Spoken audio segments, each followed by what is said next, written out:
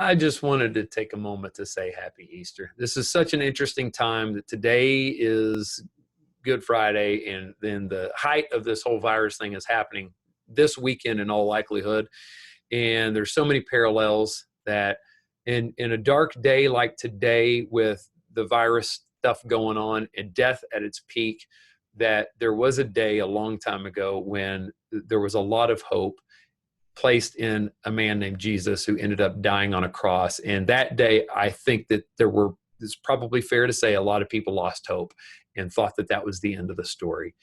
It reminds me of a time when my mom had a stroke. It was several years ago. It was November 2nd. I remember I was leaving the office and got a call from my dad. He said, "Hey, your mom is just had a stroke, and you need to come to the hospital." I went. The doctor said, "Tell your sister to fly in. This is not good. She may not make it." And there's about a 20-day period after she had the stroke where there's about a 50-50 chance of living because of the type of stroke it was. And we went into the ICU for 20 days, and right next to her, there was a girl in her 20s or 30s that had fallen off a horse, and she was not conscious. Our family had people coming together and praying. Her family had people coming together and praying.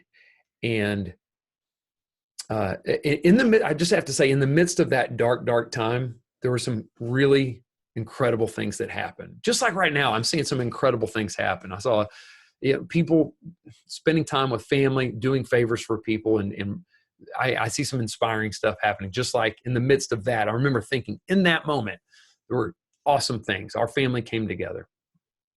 But I also know that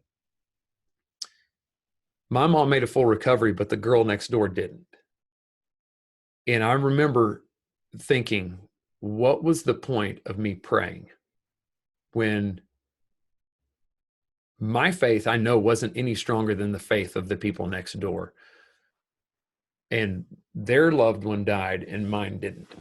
And just thinking, what's the point of praying if the same thing is going to happen regardless if I pray or not? And I carried that with me for a couple of years, and I didn't pray a whole lot for a couple of years. And I read the Bible here and there because I was searching for the answer. And I believe that I found the answer, that God wants you to turn to him towards in good times and bad times, not because you're treating God like a magic genie, like good things are just going to happen. Like, we live in a world where everybody's going to die and some bad things happen, but God gave us his son as the reminder that he loves us. And God calls us to pray, and God sacrificed his son out of love because God wants nothing more than to have a relationship with you and to have a relationship with me. And so he wants us to pray for that relationship. And so I'm just thinking about all this stuff on Easter weekend. I thought I'd share. And so, guys, there is hope. There's hope in Jesus, and there is going to be something on the other side of this that is beautiful.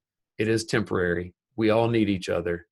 This is a time like no other to love your neighbor and do what we can and lean on Jesus and grow your faith by focusing on him and pray. In the midst of having no answers, it's okay. You don't have to have answers.